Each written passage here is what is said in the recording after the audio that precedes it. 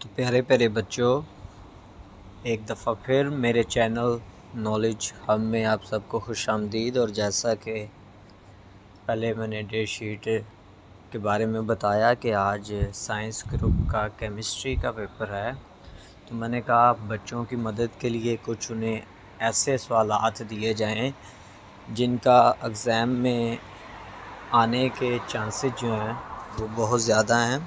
तो हम थोड़ा सा इसकी तरफ गौर करते हैं कि कौन से सवालात जो हैं वो पेपर के लिहाज से बहुत ज़्यादा इम्पोर्टेंट हैं। तो पहले हम चैप्टर नंबर 9 जो है उससे शुरू करेंगे। उसके हम इम्पोर्टेंट शॉर्ट क्वेश्चन देखेंगे। उसमें है रिवर्सिबल रिएक्शन और इरिवर्सिबल रिएक्शन। आपको पता है कि ये जो पहला चैप्टर है क्लास 10th की केमिस्ट्री का, तो इसमें ये जो रिवर्सिबल और इरिवर्सिबल रिएक्शंस के जो रिलेटेड जितने भी क्वेश्चंस हैं ये बहुत ज़्यादा इम्पोर्टेंट है। और हम जब पिछले पेपर्स को मद्देनज़र रखते हैं तो फिर भी हमें पता चलता है कि काफ़ी जो क्वेश्चंस हैं वो रिवर्सिबल और इरिवर्सिबल रिएक्शंस के मुतालिक पूछे जा चुके हैं। इसी तरह डायनामिक इक्विलिब्रियम और स्टैटिक इक्विलिब्रियम और लॉ ऑफ मास एक्शन और equilibrium constant, how dynamic equilibrium constant is established, ये भी बहुत इंपॉर्टेंट क्वेश्चन है। Relationship between active mass and rate of reaction, this is very important question. How direction of reaction can be predicted, तो ये भी एक बहुत अहम सवाल है एग्ज़ाम्स के पॉइंट ऑफ व्यू के। ये तो कुछ शॉर्ट क्वेश्चन, इसी तरह हम कुछ इम्पोर्टेंट लॉन्ग क्वेश्चंस पर भी गौर करेंगे। तो सबसे पहला जो इम्पोर्टेंट लॉन्ग क्वेश्चन है वो ये है, what is meant by complete and incomplete reaction, why reaction do not go to completion. इसमें आपने इस क्वेश्चन में ये बताना है कि कंप्लीट और इनकम्प्लीट रिएक्शंस में क्या फ़र्क है और क्यों कोई भी रिएक्शन जो है वो कंप्लीट नहीं होता। तो जो दूसरा सवाल है वो है, give the microscopic characteristic of forward reaction, reverse reaction and dynamic equilibrium. तो इसमें आपने माइक्रोस्कोपिक कैरेक्टरिस्टिक्स बतानी है फॉरवर्ड रिएक्शन की और रिवर्स रिएक्शन की और इसी तरह डायनामिक इक्विलिब्रियम की। तो फिर आपने जो तीसरा क्वेश्चन नज़र आ रहा है आप सबको, तो वो है, state the law of mass action and drive the expression for the equilibrium constant for a given reaction. उन्होंने एक आपको रिएक्शन दिया है और उन्होंने कहा है कि आपने इस रिएक्शन के अंदर से ड्राइव करना है एक्सप्रेशन इक्विलिब्रियम कांस्टेंट का। तो question number 4, explain the importance of equilibrium constant. Equilibrium constant की आपने यहाँ पर इम्पोर्टेंस बतानी है।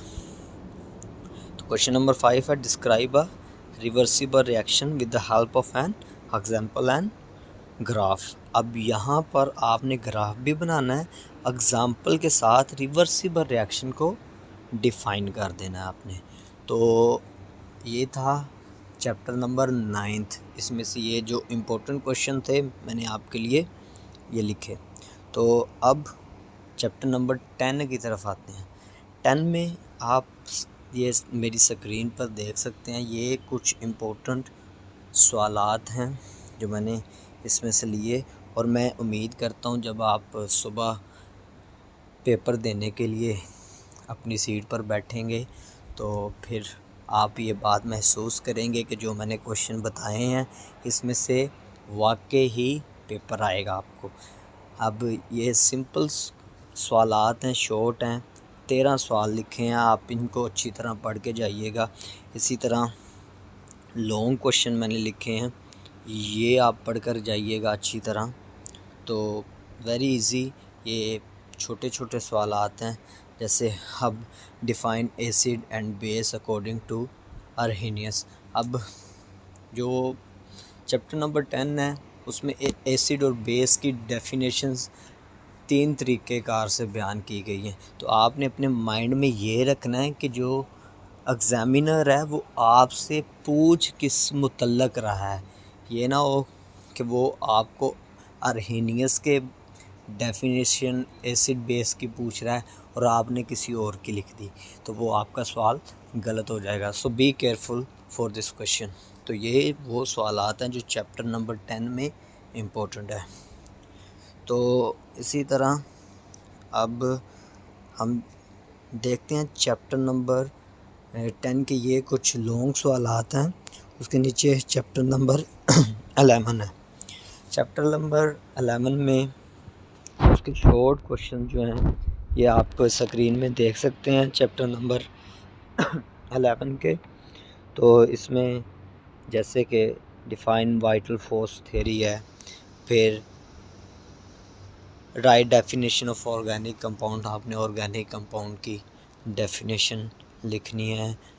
डिफाइन कैटिनेशन के बारे में आपने बताना है। ये आपके माइंड में ये सारी डेफिनेशंस होनी चाहिए कि आपको इसमें से किसी के बारे में पूछे तो आपको उसके बारे में पता हो। जैसे अब उसने एक कोई डिस्क्रिप्टिव क्वेश्चन पूछा है, हाउ कोल इज़ फॉर्म्ड, तो आपसे पूछा जाता है कि ये जो कोयला है वो किस तरह बनता है। तो आपको डेफिनेशन के साथ साथ आपको कॉन्सेप्चुअल स्टडी भी होना बहुत ज़रूरी है, क्योंकि एग्ज़ामिनर खाली डेफिनेशंस नहीं पूछता, बल्कि डेफिनेशन के साथ साथ उसने आपके कॉन्सेप्ट को भी देखना है कि आपका कॉन्सेप्ट कितना सब्जेक्ट पर।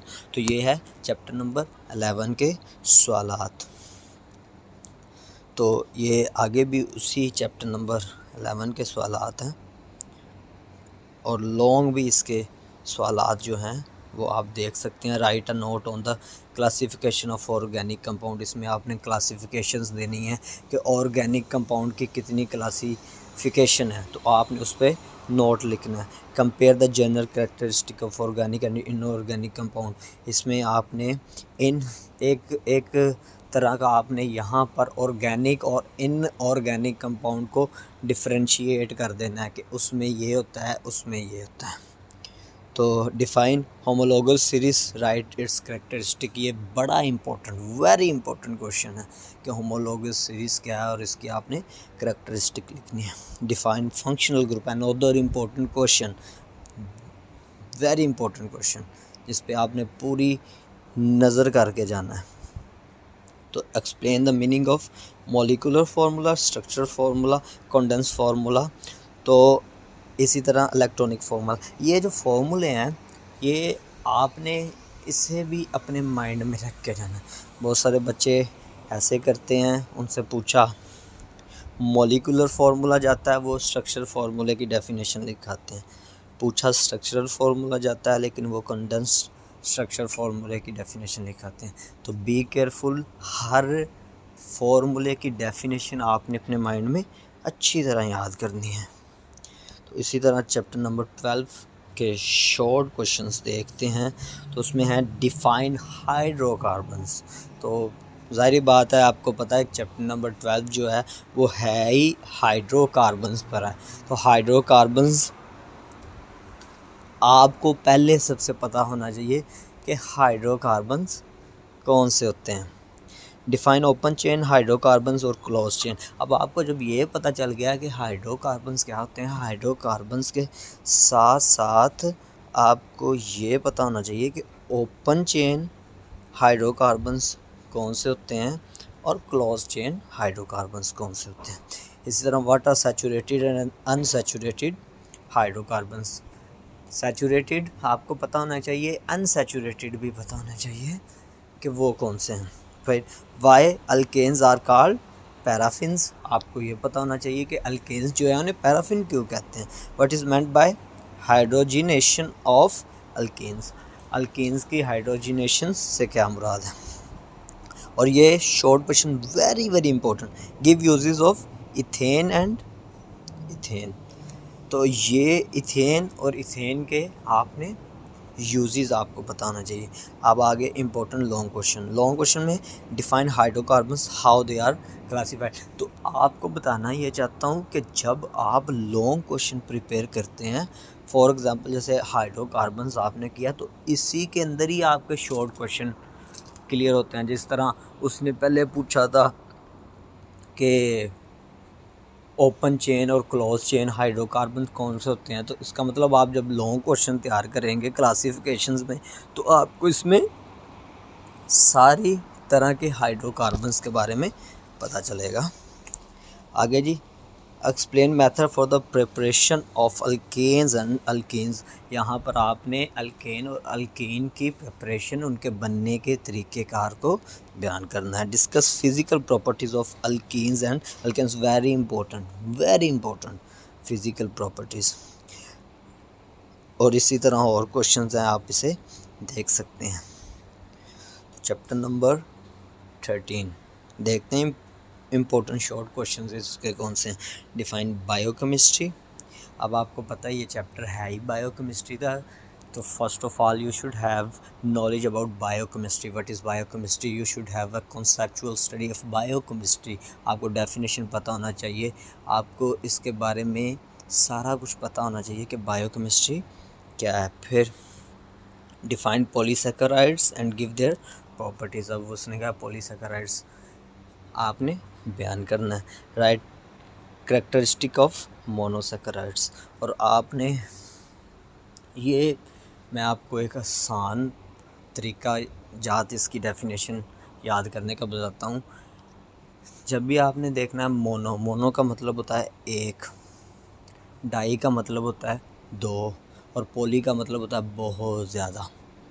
इसका मतलब कि जो कि एक के साथ मिलकर बना है उसे कहते हैं मोनो, जो दो के साथ मिलकर बना है उसे कहते हैं डाई, जो बहुत ज़्यादा चीज़ों के साथ मिलकर बना है उसे कहते हैं पॉली। तो आपने इसकी डेफिनेशन इस तरह से याद करनी। Define amino acid, give its general formula. Very important question. I still remember when I was in my matriculation, मुझे भी ये क्वेश्चन आया था, डिफाइन अमाइनो एसिड। तो अमाइनो एसिड के बारे में अच्छी सी आपने तैयारी करनी है। और ये भी जो 5th क्वेश्चन है, differentiate between essential and non essential amino acids. Very important question है, वेरी इंपॉर्टेंट। और सुबह आप देखेंगे ये आपके पेपर में आएगा। Right sources and uses of vitamin A and vitamin D, hydrocarbons and there uses. आगे इसी तरह differentiate between ghee and oil, function of DNA, type of vitamins, how you justify RNA work like a messenger। so इसी तरह इसके important long question आपको बताता चलता हूँ।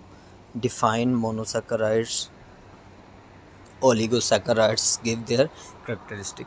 अब ये देखिए, मैंने आपको जिस तरह पहले लास्ट चैप्टर में बताया कि जब आप तैयारी करते हैं, लॉन्ग सवाल आप कॉन्सेप्चुअल तैयार करते हैं, शॉर्ट आपके तैयार होते जाते हैं साथ। तो ये इसी तरह पूरे चैप्टर में से आप देखते हैं हाइड्रोकार्बन ही चलता आ रहा है, मोनोसैकेराइड चलता आ रहा है, डाइसैकेराइड चलता आ रहा है, पॉलीसैकेराइड चलता आ रहा है। तो ये सारे एक ही कैटेगरी में जब आप लॉन्ग क्वेश्चन तैयार करेंगे तो आपके शॉर्ट भी तैयार हो जाएंगे।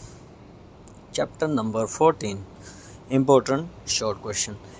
Atmosphere and it's sphere. आपको पता नहीं एटमॉस्फेयर क्या है, एटमॉस्फेयर के स्फीयर्स क्या है। Differentiate between atmosphere and environment. आपने एटमॉस्फेयर को और एनवायरनमेंट को डिफरेंशिएट करना है। Name the major constituent of troposphere. Troposphere के आपने मेजर कंस्टिट्यूएंट्स बताने हैं। डिफाइन प्लूटेंट। प्लूटेंट क्या होते हैं? ग्रीन हाउस इफेक्ट को आपने बयान करना है। ग्लोबल वार्मिंग क्या है?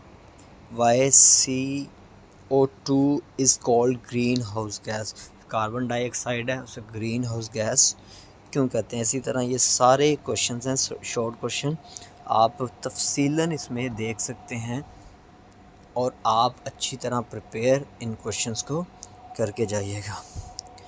अच्छा जी, अब देखते हैं chapter number 15। So short question में how water rises in plants, 4 properties of water. ये चैप्टर ही जो है वो वाटर के बारे में है, तो आपने वाटर की प्रॉपर्टीज़ को अच्छी तरह तैयार करना है, वाटर के यूजेस को अच्छी तरह तैयार करना है। और इस चैप्टर में ये जो शॉर्ट क्वेश्चन लिखे गए हैं आपने ये सारे अच्छी तरह तैयार करने हैं। और इन्हीं में से आपके पेपर में सवालात आएंगे।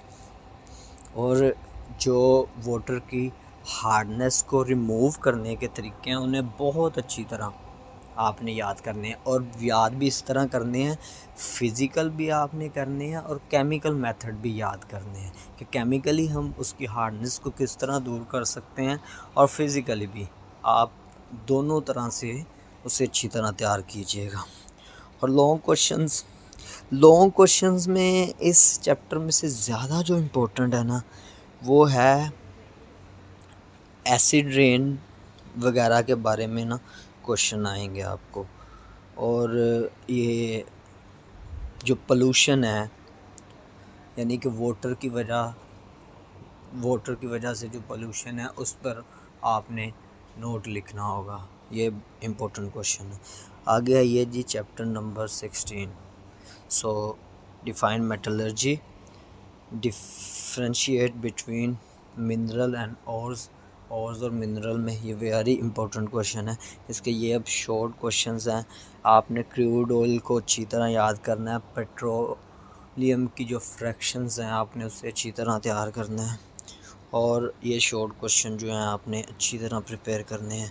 और लॉन्ग क्वेश्चंस में आप देख सकते हैं इलेक्ट्रोमैग्नेटिक सेपरेशन, और फिर manufacturing of sodium carbonate by Solvay process. Very important ये सवाल सुबह आपको आने ही आना है। Manufacture of sodium carbonate by Solvay process, तो ये भी बड़ा important. Process of manufacture of urea.